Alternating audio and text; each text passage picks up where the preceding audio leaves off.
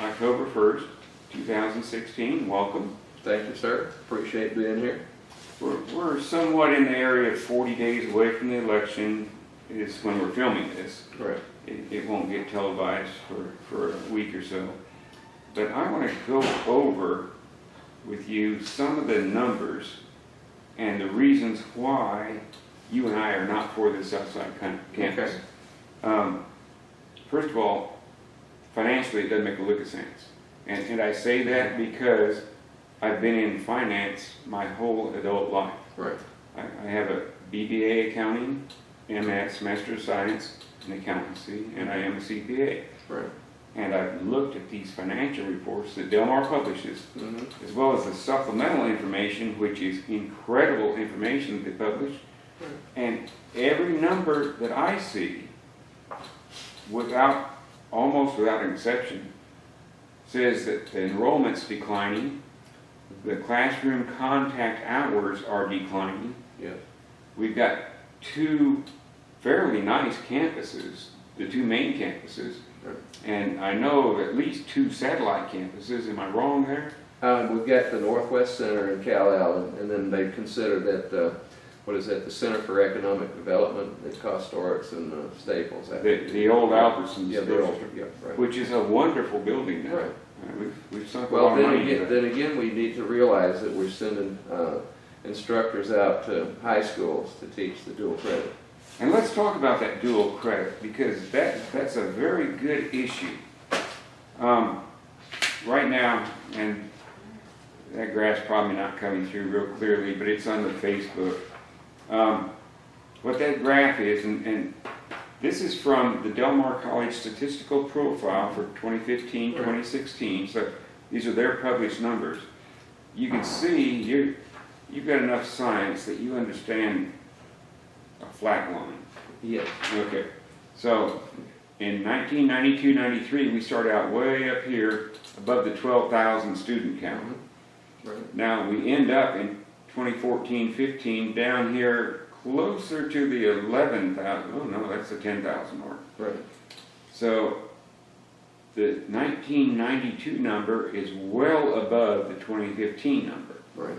Now, the fallacy with this graph is that in 1992 they had 0 dual credit students That's at true. Del Mar. Mm-hmm. 0. In 2014, 2015, 17% of the college credit students were dual credit. Yes. So that means we've had a decline, we had a real decline, and then when you subtract out the 17% dual credit students, those are high school kids, Yeah. then we've had a substantial decline in 4 college credit enrollment. Right. So we're really down as far as college credit enrollment, but we're real down as to on-campus students. Mm-hmm. So college-age students, we're really down. So that's a 25-year period, basically. Yeah. And we've lost students. Now, if you supplement that with the fact that, and Del Mar has published some very confusing statistics. Wonder why. and Claudia Jackson got on TV and succinctly explained that to Rick Spurl one day. And I'm baffled. I have no idea what it means. No comprende. So I'm just going to go with their published numbers, and my chart doesn't go back too many years, but 2010 they had 6 million total contact hours, classroom contact hours. In 2014-15 they had 5.176 million. Right. So we've declined in that 4 or 5 year period. We've declined 860,000 contact hours, Mm-hmm. which is well over 10%. Yeah. Well over 10%. A contact hour decline. So the students in the classroom with the teacher has declined well over 10%. Mm-hmm. The college enrollment students has declined well over 17% in a 25-year period. Now, with these numbers, they want to build this south side campus on these 96 acres that are a half mile from here. Right. The 96 acres cost initially $6.6 million. And they were paid for with cash in a year that administration told the professors and the employees there was no money available for raises. That's right. And so they gave you a zero raise. That's right. And then they followed that up the next year with a zero raise. Mm-hmm. And I believe the subsequent year with a zero raise. Yeah. So at least 3 years of zero raises because, several professors have told me the same thing. Administration said there was no money available for raises. That's right. But there was $6.6 million available to purchase this land out here.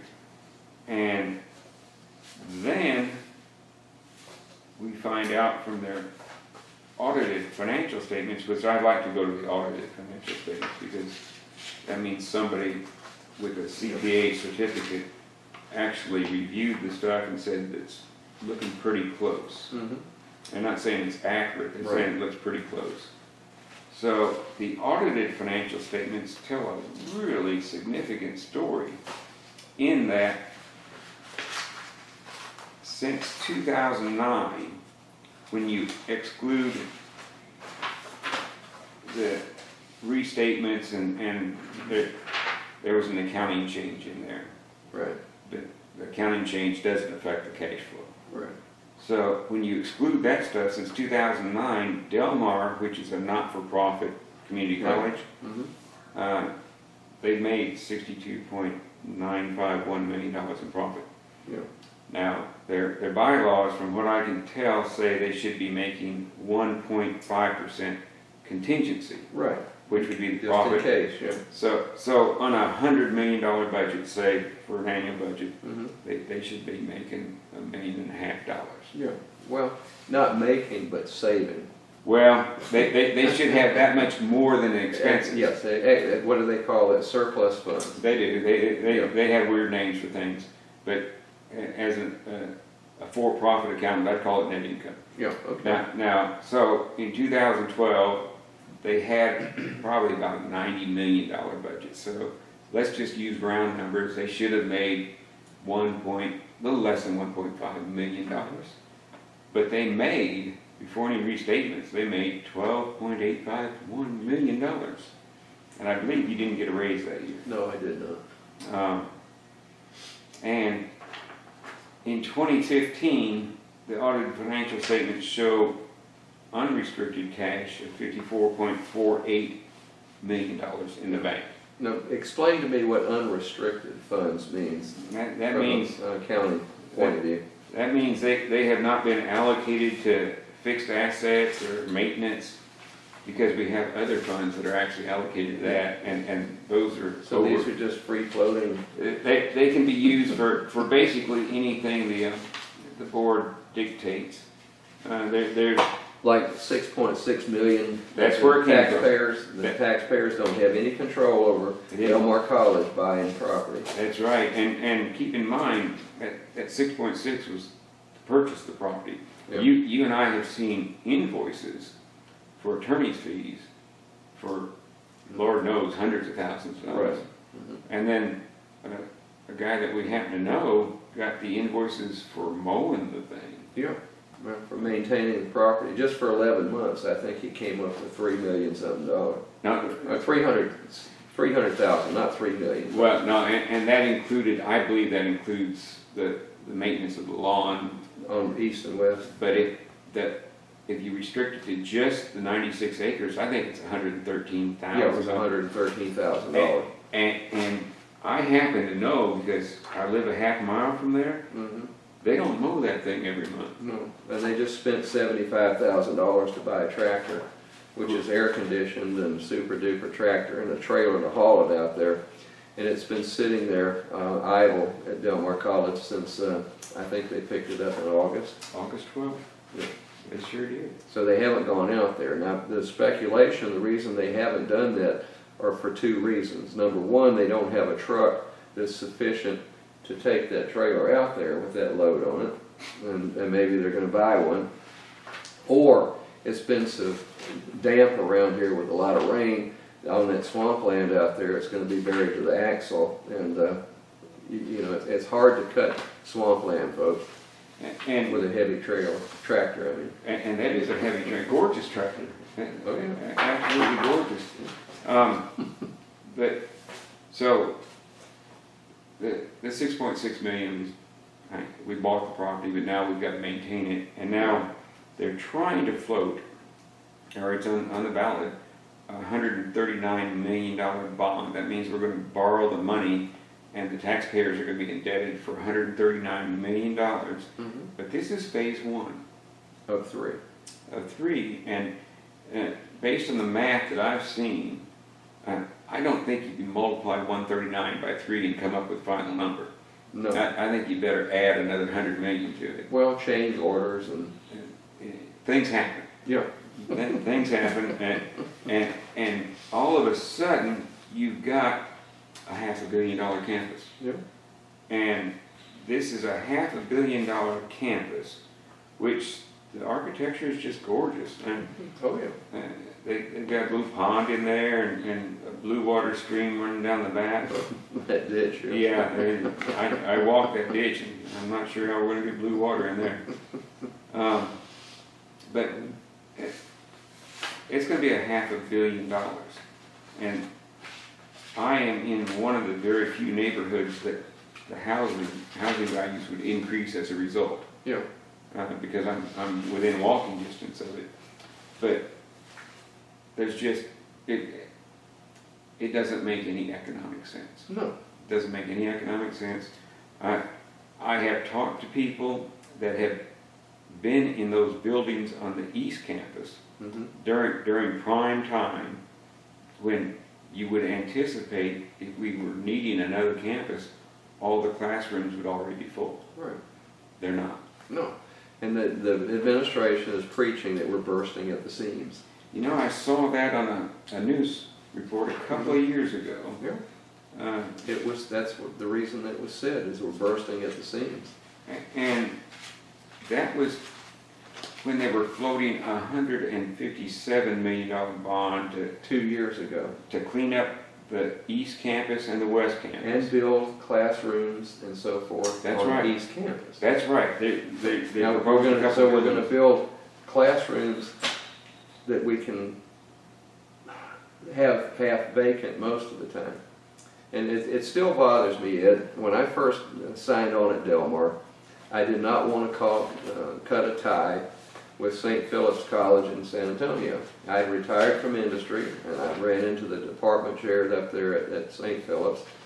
He asked me if I was interested in teaching, and I said, well, let me see what's going on.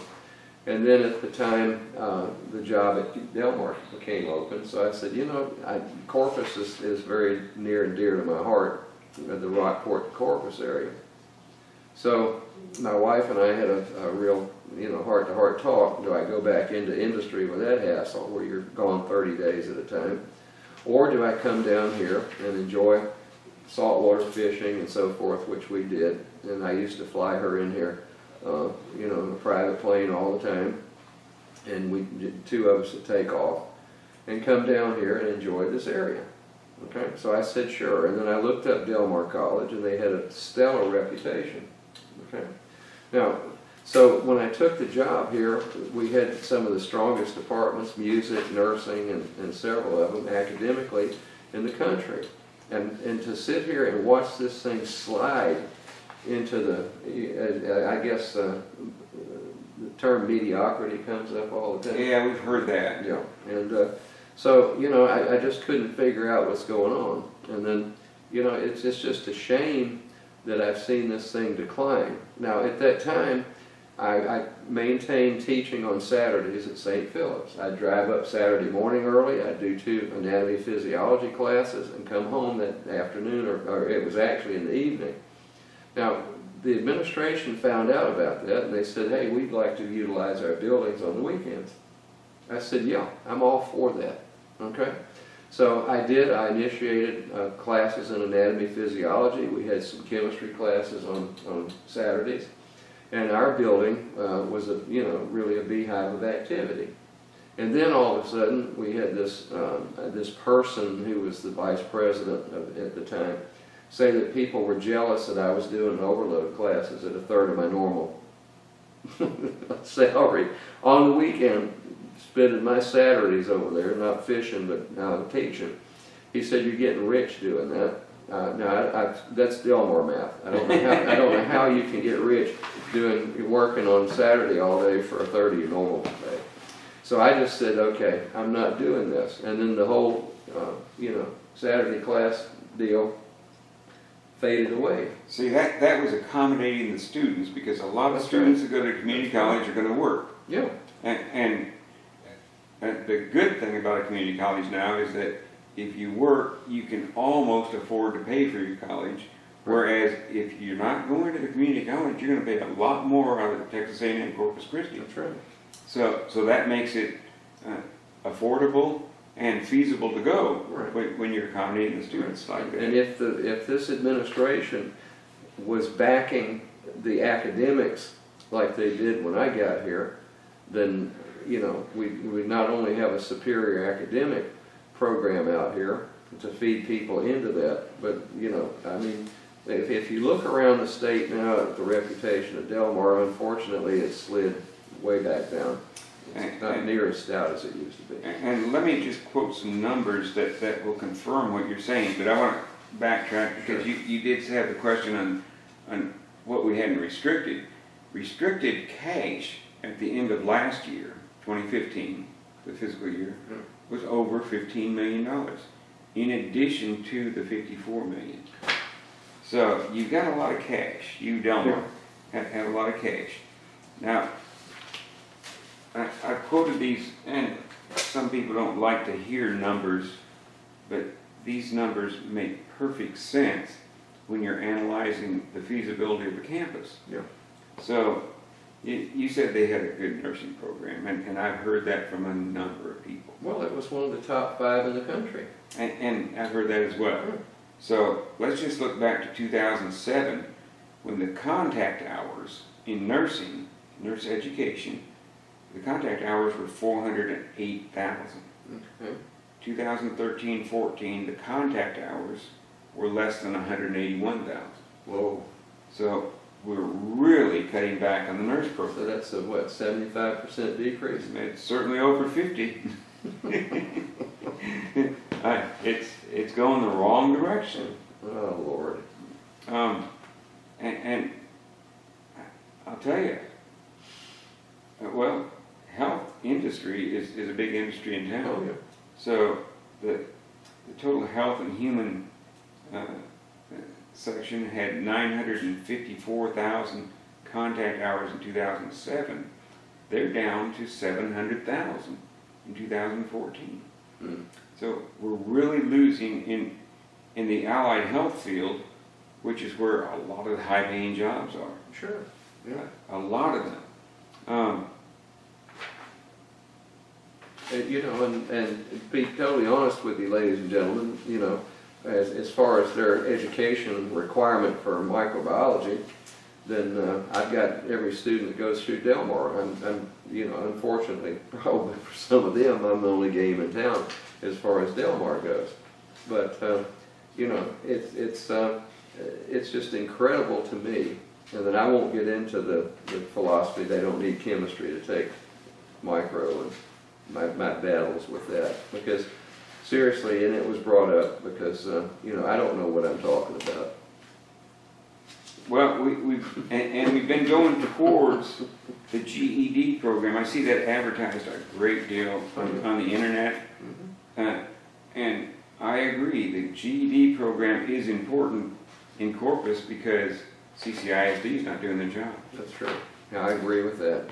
And we're paying an enormous amount of taxes to CCISD to not do their job. Academically, they've been in the lower 1/4 of the state, the bottom 25% academically. So they're clearly not doing their job, so somebody needs to. And Delmar is appearing from the advertising to be focusing on that. But I'm not finding my table now, but I can tell you that in 1 year, they've gone down dramatically in the number of GED enrollments. I think it went from It was over 1,100. Yeah, it was 1,100 down to 200 and something. It was, and the ones that passed in that particular year were 62. Yeah, 62 out of that large number. Out of the ones that enrolled. So when we look at the advertising, we see a focus, what's perceived to be a focus on GED. Mhm. But when we look at the numbers, it's declined dramatically, just like the rest of the stuff.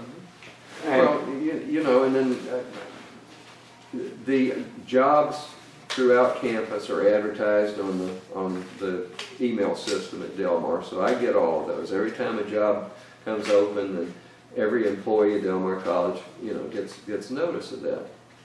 So what I've noticed is there's been this big burst in activity to build up the administration and the GED program. And I don't know how we can justify that if the program's going down and we can only graduate 60-something students, then how can we pay for 4, 5, 6 administrators? Can't pay for one. I know. Okay. So, Can't pay for the advertising to attract them, Mhm. which doesn't appear to be working. it just, We're paying $1.3 million to advertise something annually, and our numbers are all declining. you know, as if nobody knew where Del Mar College was. It's not that big a city.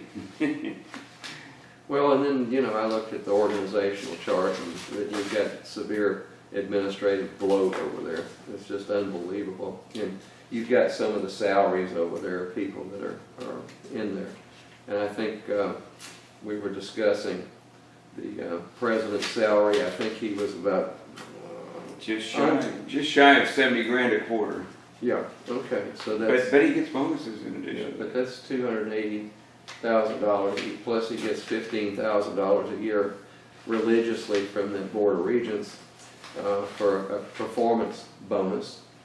Okay, And I believe he gets a car allowance and a probably phone phone, allowance. and he's got a credit card to go take people to lunch. You know, when they close the town. Thank God they closed the town club. Okay, doctor, I found my chart. Okay. And I do apologize for That's this. no problem. But we had, in 2007, we had 1,099 total people taking the exam for the GED. Now, about 689 of them passed that year. Okay. So we fast forward to 2014, we had 275 take the exam, 62 of whom passed it. Dismal numbers. That's the GED, that's the thing they keep advertising. And I keep hearing that that's part of what they want to put on the south side campus. Okay. Yeah, they want to move that, plus, you know, underwater basket weaving, welding, and of course architecture, culinary arts. I mean, it just doesn't make any sense to me. Well, I'm convinced we've got two fine campuses right now. Yeah, and we just spent just approved $157 million, folks, 2 years ago to upgrade East and West and build this enormous office and classroom complex on East. Which hasn't even been started yet. No. And in fact, they haven't even paved the parking lot. The parking lot's got big potholes in it. Yeah. So economically, it doesn't make any sense to me.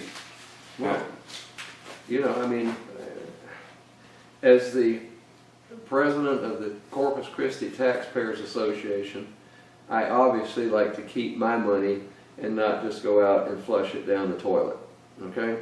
I've got family and people to take care of, and I've got, you know, they asked me when I'm going to retire, and I said, well, when you haul my dead body out of the science building on a forklift, and that doesn't seem to please them very much. But, you know, I mean, I would like to keep my money for me and mine. I don't want to go over there and have it flushed down a toilet with any taxing entity. And Del Mar is one of the worst. And they will not go to the taxpayers and say, look, we're planning on this enormous $500 million probably campus out here at Rodd Field and Yorktown. And, you know, I guess with the bond that's coming up, but that's the reason I'm against it, folks. I mean, I've been there long enough to know exactly what's going on at Del Mar College. I keep an eye on it. I've got my fingers on the pulse every day, and nothing adds up. But then again, you know, I'm told that I'm not an administrator, And, you know, and I don't know what the hell I'm talking about. Well, you're certainly not an administrator. No, thank you. No, I don't want to go there. So let me just say, I watched another candidate for at-large explain why she was not for the Southside campus, and it was very logical. Mm-hmm. They're saying that about 40% of the students that attend Del Mar come from the South Side. Right. So this would be much more convenient. Mm-hmm. Now, my argument is 40% that come from the South Side are already getting to the campus. Right.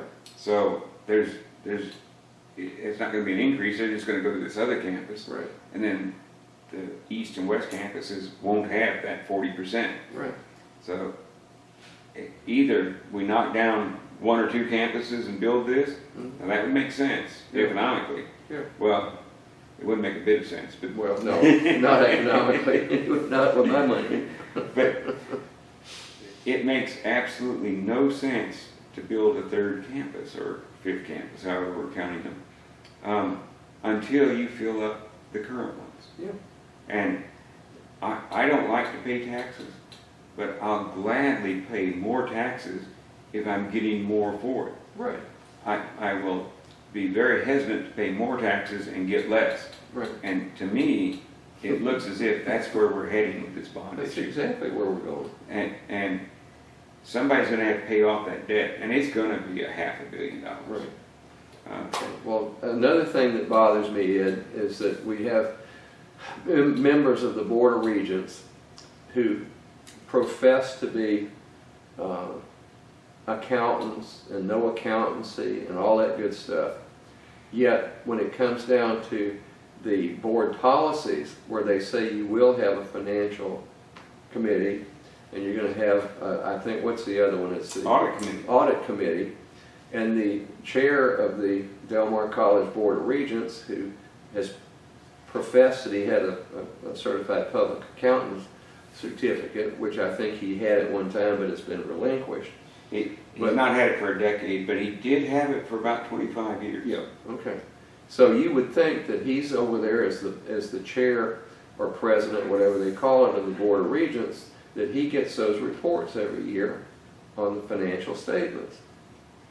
Now, if you assisted me greatly in uncovering all those inequities with that entire financial system over there, then where was he? Let me just expound on what you said. I have a BBA, MS, and I'm a CPA. Right. He has a BBA, MBA Right. in accounting, and he was a CPA. Mm-hmm. So, and I think I've heard him say that he was an auditor at one time. I was also an auditor at one time. I worked for a big 8 CPA firm for 3.5 years. I don't know who he worked for, Right. but we basically have the same academic, professional background Okay. as far as auditing and being a CPA is concerned. We went different directions after we left the public accounting, Right. but we've got the same basis. So if I saw it, and we had limited information Right. because we were restricted, Mm-hmm. he was not restricted. Right. If I saw it, he certainly saw it. Mm-hmm. So when they were over there telling you, the professors, there's no money available, Right. and you and I opened up the financial statements and said, well, gosh, there's tens of millions of dollars available. Mm-hmm. Why are they saying that? Yeah. He had that same information well before I had it. Sure.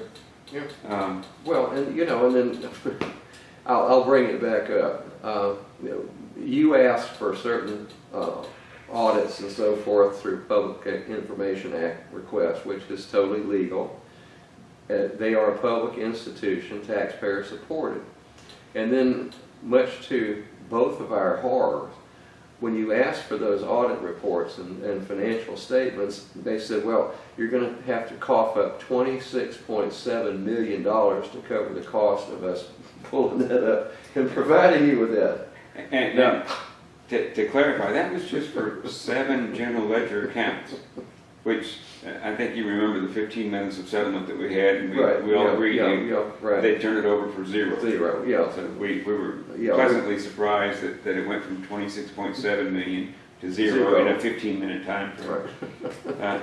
But based on, and we did a lot of investigating of those reports, and we still don't know why Texas A&M Kingsville refused to pay their debt to Delmar, and Delmar wrote it off as bad debt. Yeah.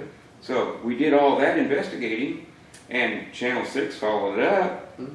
and still we have no idea why Kingsville A&M won't pay Delmar. And the Coastal Bend, what was that? Council of Governments. Council of Governments, $89,000. It was $54,000 from A&M Kingsville.